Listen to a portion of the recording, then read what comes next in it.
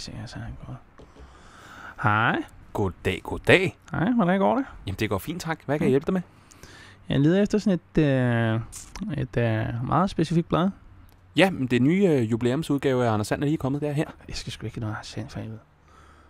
Det er det andet blad. Du ved, når en journalist fra TV-avisen tager ned til et andet land, så laver han en...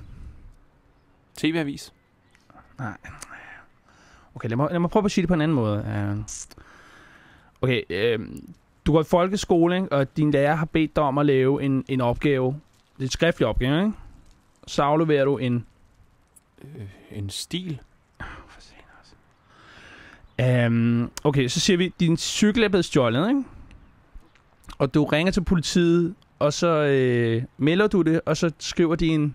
Et notat? Hej, rapport.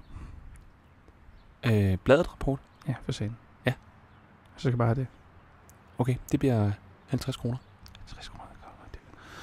Ja, okay. Jeg skal også have en bounty.